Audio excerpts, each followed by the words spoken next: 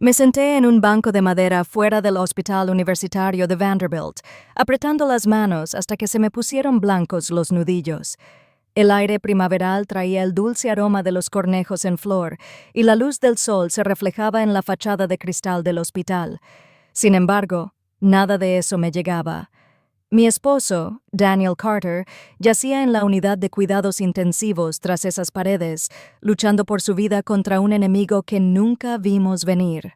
La gente pasaba, conversando en voz baja y normal, y por un instante deseé ser una de ellas, una mujer más disfrutando de una tarde cálida, riendo sobre dónde cenar o qué plantar en su jardín.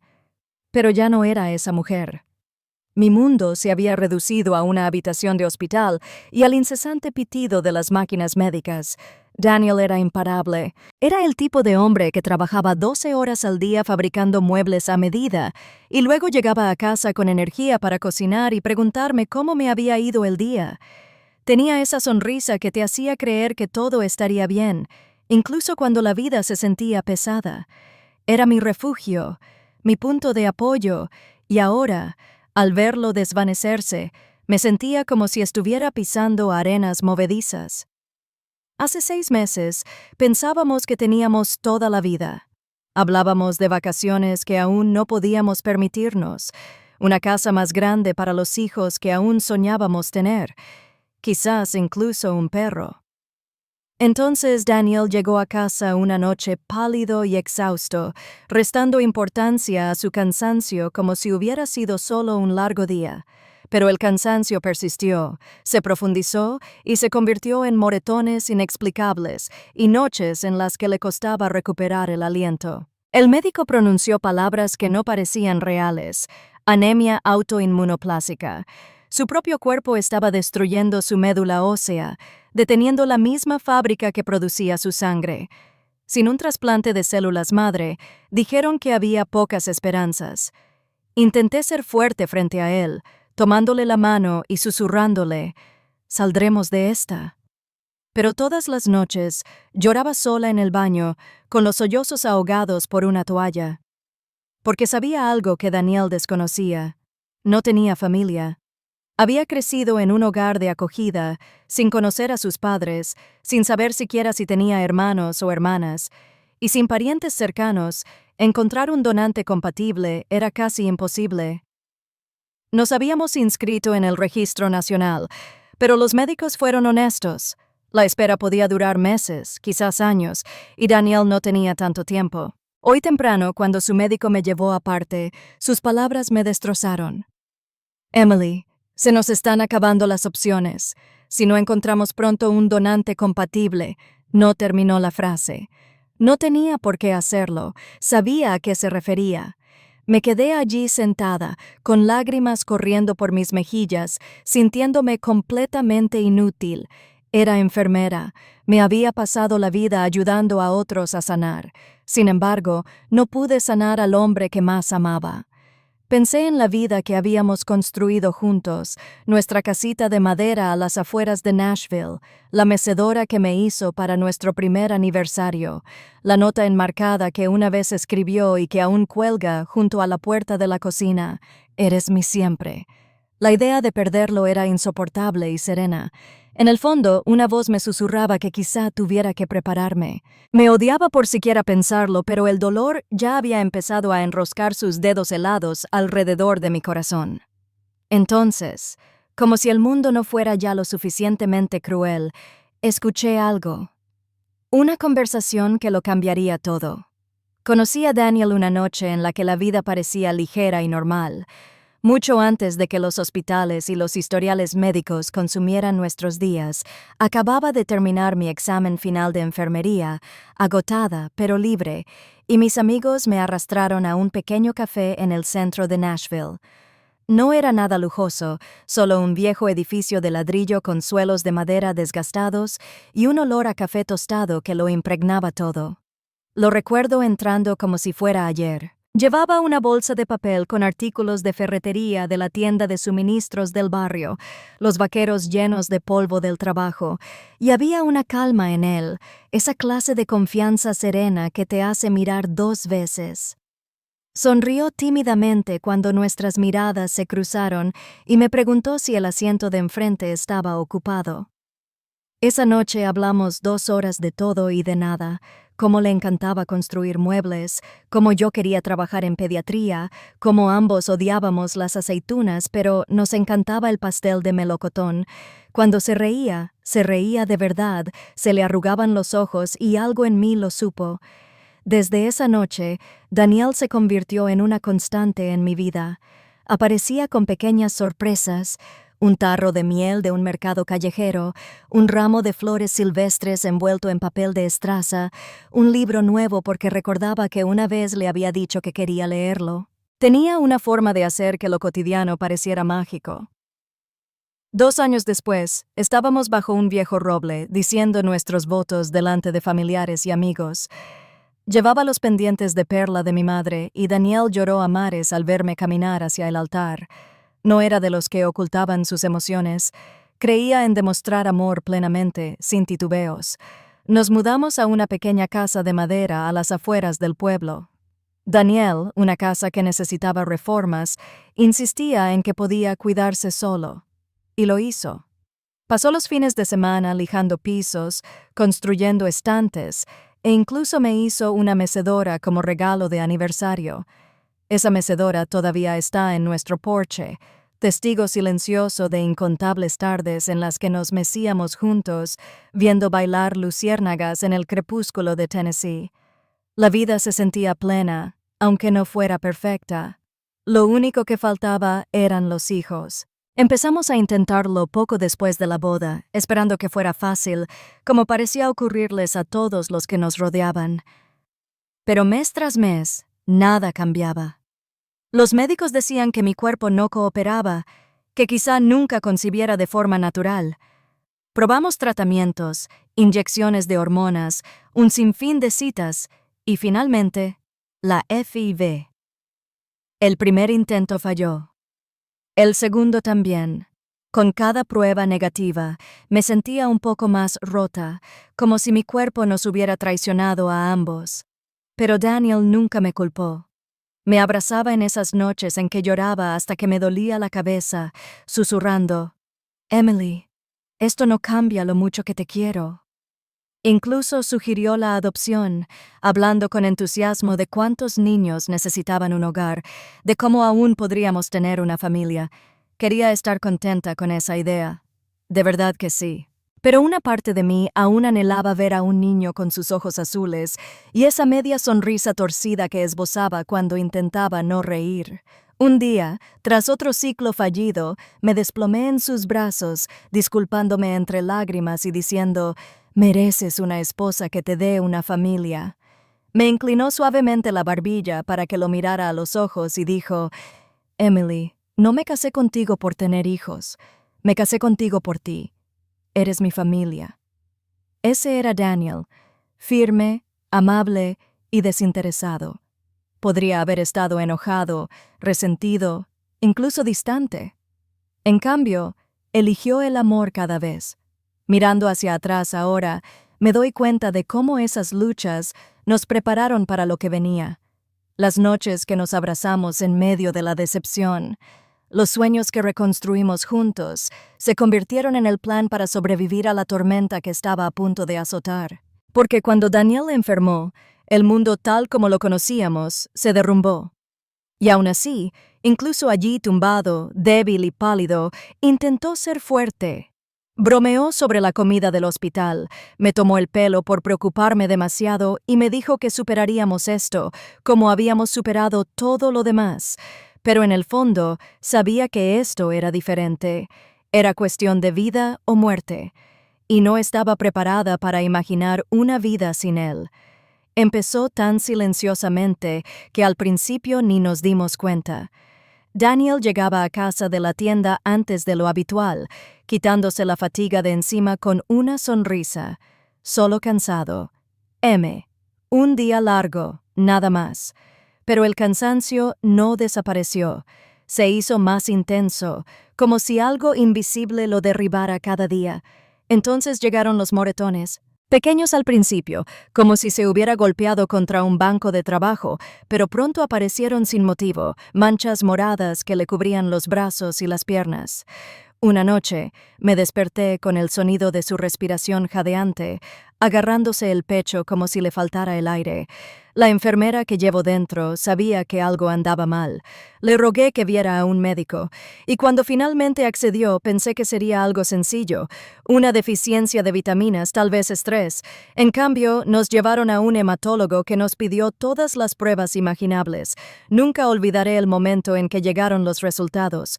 El médico nos sentó, con el rostro demasiado serio, sus palabras deliberadas. Daniel, tienes anemia plástica. Es poco común y, en tu caso, grave. Tu médula ósea está fallando. Sentí como si me hubieran dejado sin aire. Daniel asintió, tranquilo como siempre, y preguntó, ¿qué hacemos? La respuesta fue simple e imposible a la vez. Necesitas un trasplante de médula ósea. Sin ella, el cuerpo no puede producir glóbulos rojos, pero el proceso requiere un donante compatible, idealmente un hermano o un familiar cercano. Recuerdo mirar a Daniel y rogarle en silencio que dijera que había alguien, pero yo ya sabía que no. Daniel había crecido en hogares de acogida, pasando de casa en casa, sin conocer a sus padres ni a sus hermanos. No tenía árbol genealógico al que recurrir ni a quién llamar. Nos inscribimos en el Registro Nacional de Donantes de inmediato, pero los médicos fueron honestos. Podría llevar meses, tal vez más, encontrar a un desconocido compatible, y Daniel no tenía ese tiempo. La enfermedad evolucionó rápidamente. Se puso pálido y sus fuertes manos temblaban al intentar tomar una taza. El hombre que antes construía muebles hasta la medianoche ahora tenía dificultades para cruzar la sala. Incluso entonces intentaba protegerme.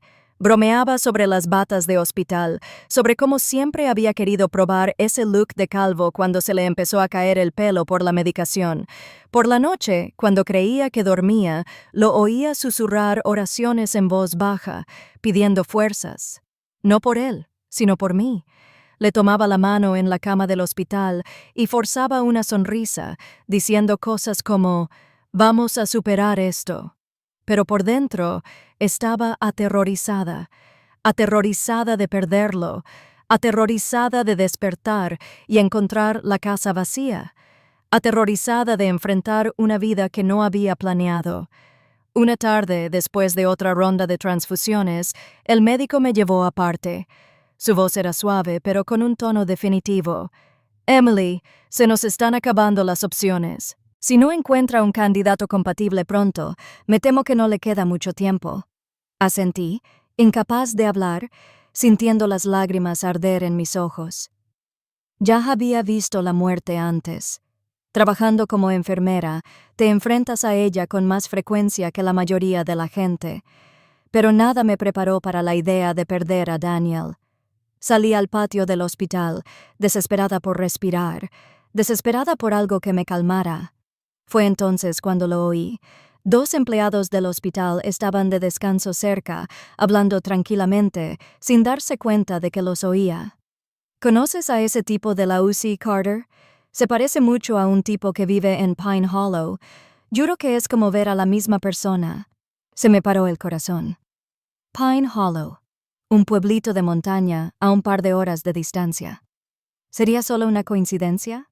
¿O significaría que Daniel tenía familia allí, alguien compatible? Por primera vez en semanas, sentí algo que no me había atrevido a sentir. Una esperanza frágil, una esperanza temblorosa, pero esperanza al fin y al cabo.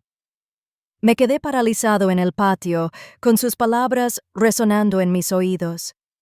Se parece a un chico que vive en Pine Hollow. Pine Hollow era un pequeño pueblo de montaña a unas 2 horas en coche al este de Nashville. Solo había estado allí una vez durante la escuela de enfermería para un programa de extensión comunitaria. Era el tipo de lugar donde la vida se ralentizaba, donde la gente aún saludaba a los desconocidos que pasaban. ¿Sería coincidencia? La gente se parecía constantemente, pero algo dentro de mí me decía lo contrario.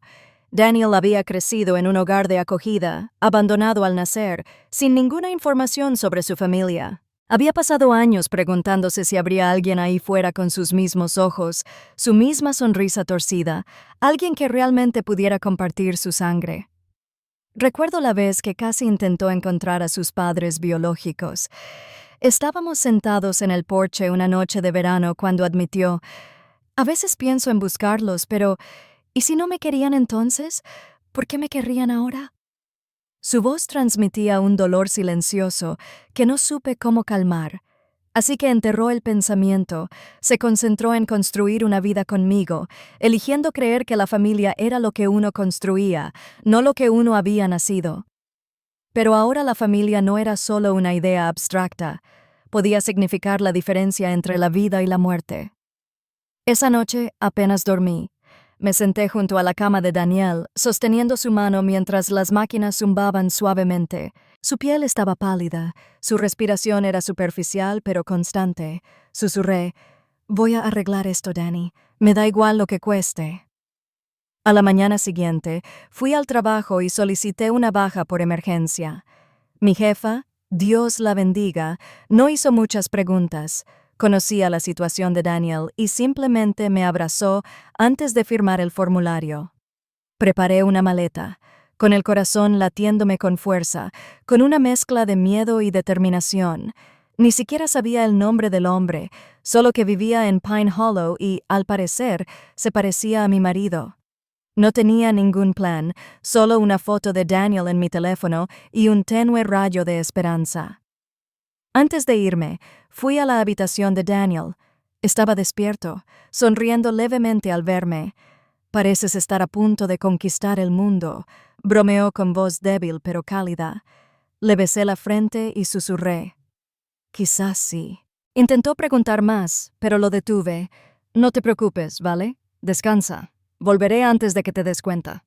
Quería contarle todo sobre Pine Hollow, sobre el hombre que podría ser su familia, pero no podía arriesgarme a darle esperanzas, solo para destrozarlas, si resultaba ser nada.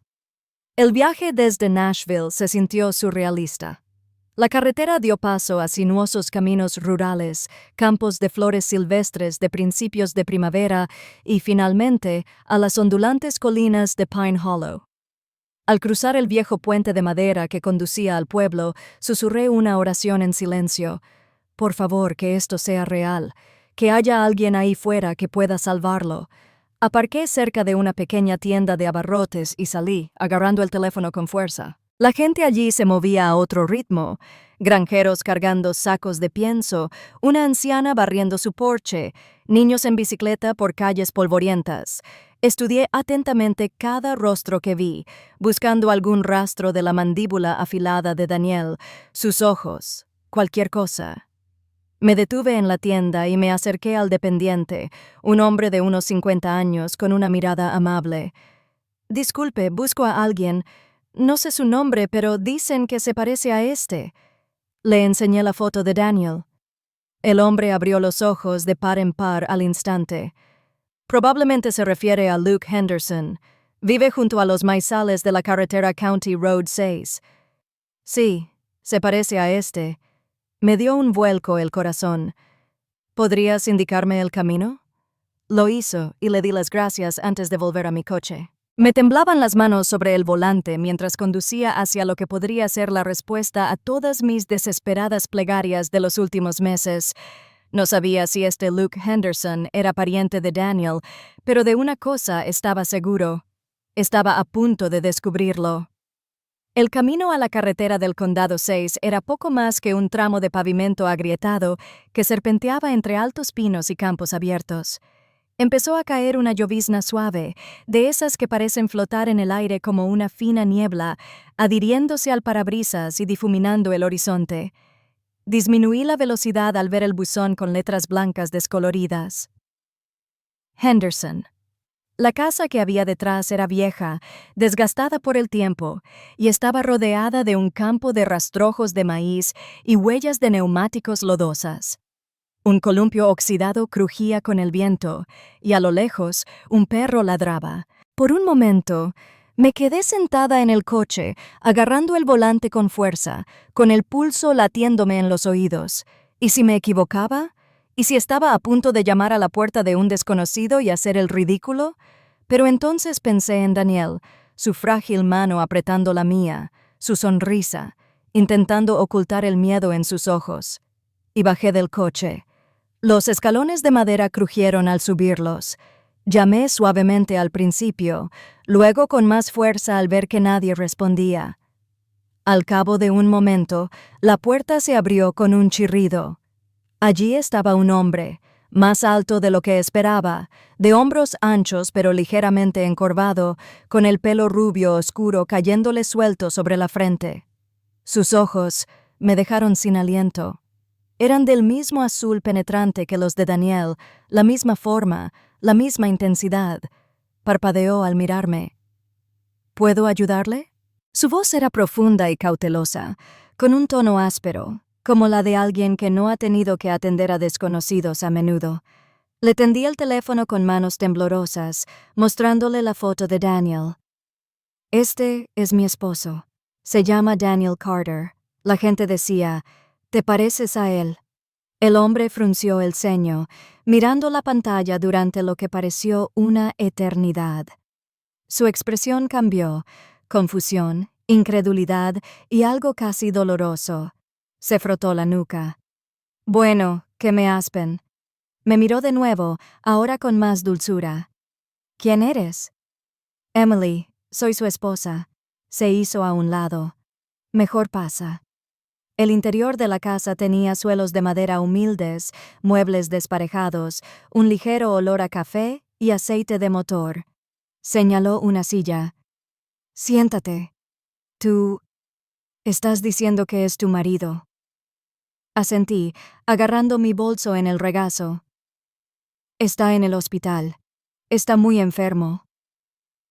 Necesita un trasplante de médula ósea. Dijeron que no tenía familia, pero luego oí hablar de ti y se me quebró la voz. Tenía que venir. El hombre, Luke Henderson, como supe rápidamente, estaba sentado frente a mí, inclinado hacia adelante, con los codos sobre las rodillas. Volvió a mirar la foto, negando lentamente con la cabeza. Creo que podría ser mi hermano. Esas palabras me impactaron tanto que casi no podía respirar. ¿Tu hermano? Luke asintió. Nuestra madre. No era muy buena, la verdad. Tuvo muchos hijos, la mayoría con diferentes padres. Cuando yo era pequeña, tuvo otro bebé, un niño. Dijo que no se lo quedaría. Firmó los papeles en el hospital y lo dejó allí. Era demasiado joven para hacer algo, pero nunca lo olvidé. Siempre me pregunté qué le había pasado. Se frotó la cara con ambas manos, con la voz entrecortada. Ni siquiera sabía su nombre hasta ahora. Mis ojos se nublaron por las lágrimas. Daniel ha estado buscando familia toda su vida. Creía estar completamente solo. Luke apretó la mandíbula y se puso de pie bruscamente. Lo haré. El trasplante. Ni siquiera necesito pensarlo. Tú, hazlo. Es mi hermano. Si hay alguna posibilidad de que pueda ayudarlo a vivir, claro que lo haré. Entró en la cocina y regresó con las llaves de su camioneta. ¿Cuándo nos vamos? Por un segundo me quedé mirándolo, atónita por lo rápido que había tomado la decisión.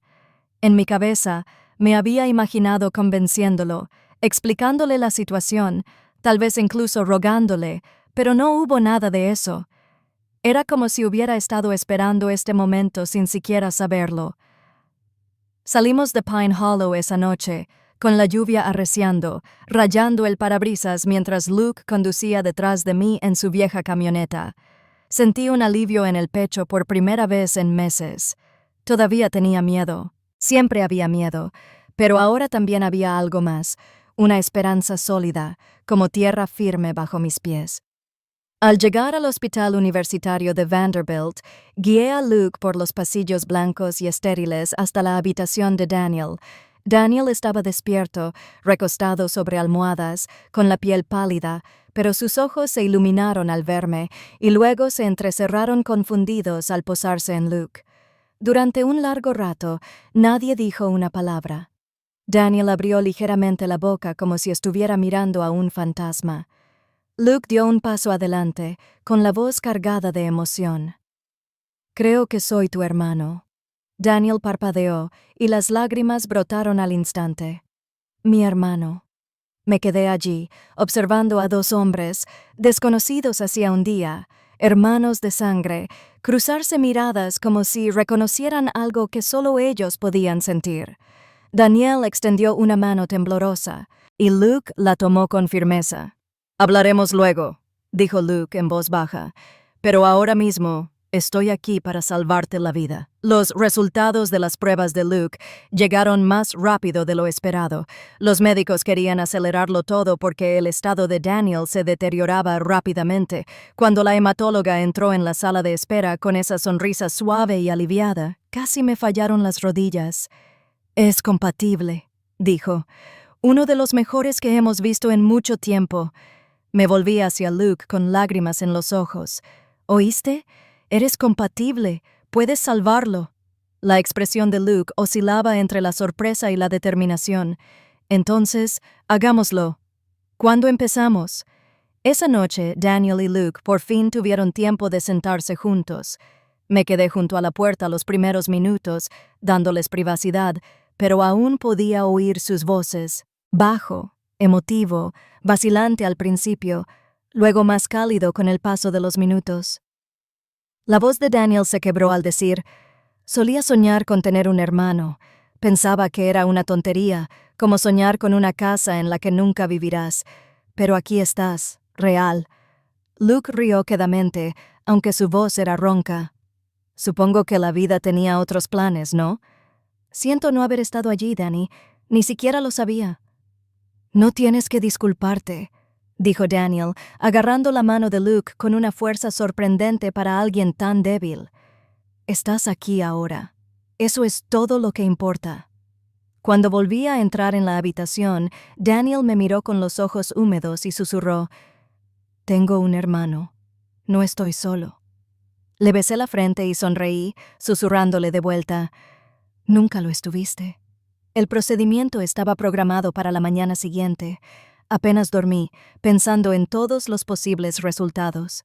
Luke estaba tranquilo, incluso bromeaba con las enfermeras mientras lo preparaban para la donación. «Nunca pensé que le daría mi médula ósea a un tipo que conocí ayer», bromeó, luego miró a Daniel y añadió en voz baja: «Pero me alegro de que sea él». Las horas pasaron lentamente, pero finalmente se hizo. El trasplante transcurrió sin contratiempos, y Daniel fue trasladado a una sala de recuperación mientras las nuevas células madre comenzaban su labor de salvarle la vida. Me senté junto a su cama, sosteniendo su mano, sintiendo cómo su piel volvía a estar cálida. Por primera vez en meses, su rostro tenía un toque de color. Luke llegó más tarde, con aspecto cansado pero contento, y Daniel extendió la mano débilmente para estrechar el brazo de su hermano. «Me acabas de dar una segunda oportunidad», susurró. Luke sonrió y dijo: «Supongo que ya estamos a mano. Me diste una familia». Esta vez no pude contener las lágrimas. Durante meses había cargado con tanto miedo, tanta soledad, pero ahora, sentado entre estos dos hombres que se habían encontrado contra todo pronóstico, sentí algo que no me había atrevido a sentir en mucho tiempo: paz. A través de la ventana, el horizonte de Nashville brillaba bajo las luces del atardecer, y pensé en lo rápido que la vida podía pasar de la desesperación a la esperanza, de la pérdida a la ganancia, a veces en cuestión de días. Por primera vez en meses, me permití respirar hondo y creer que Daniel podría sobrevivir y que habíamos recibido un regalo mucho mayor del que habíamos pedido. Los días posteriores al trasplante se sintieron como entrar en un mundo nuevo, uno donde la esperanza finalmente superó al miedo. El cuerpo de Daniel respondió bien al trasplante. Cada mañana observaba las más mínimas señales: un poco más de color en sus mejillas, un tono de voz más firme, un apretón más fuerte al tomarme la mano. Luke se quedó cerca, durmiendo en un viejo sillón plegable en la sala de espera cuando las normas del hospital no le permitían pasar la noche en la habitación de Daniel. Nunca se quejó. Una noche le llevé un café y lo encontré mirando a Daniel a través del cristal, con una expresión de silencioso asombro en el rostro. «Es mi hermano de verdad», dijo en voz baja, como si aún se estuviera convenciendo. Daniel empezó a recuperar fuerzas poco a poco, y una fresca tarde de otoño dio sus primeros pasos al aire libre desde el trasplante. Caminé a su lado mientras se arrastraba con cuidado por el sendero del jardín del hospital, con la luz del sol entre las hojas cambiantes. Había olvidado lo bien que sienta el aire fresco, susurró, apretándome la mano. Una semana después, le dieron el alta a Daniel y regresamos a nuestra casita de madera en las afueras de Nashville. Esta vez, Luke nos seguía en su vieja camioneta, una incorporación permanente a nuestras vidas. La casa se sentía diferente ahora, más llena de alguna manera, como si hubiera estado esperando este reencuentro desde siempre. En las semanas siguientes, Luke se convirtió en una presencia habitual. Él y Daniel se sentaban en el porche por las noches a compartir recuerdos de la infancia, al menos los pocos que Daniel tenía de sus hogares de acogida, y Luke le contaba historias sobre su madre, sus primeros años y los hermanos que Daniel nunca conoció. Una noche, Luke le entregó a Daniel una navaja pequeña y desgastada con las iniciales de su padre grabadas en el mango. «Es todo lo que me queda de él», dijo Luke en voz baja. «Quiero que la tengas». Daniel la sostuvo con manos temblorosas, mientras las lágrimas resbalaban silenciosamente por sus mejillas. La comunidad de Pine Hollow envió tarjetas, oraciones e incluso cazuelas al enterarse de lo sucedido. Personas que no conocía enviaban mensajes como: «La familia lo es todo. Abrácense».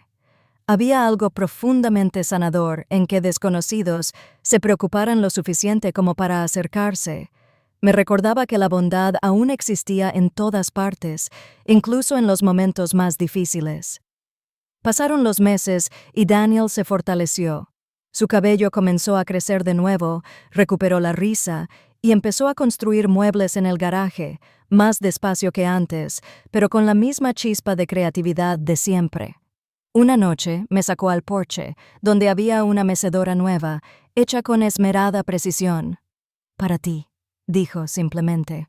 Me senté y sentí lágrimas nublar mi vista mientras me mecía suavemente, la silla crujiendo con una calidez familiar. También recibimos a Luke en nuestras tradiciones.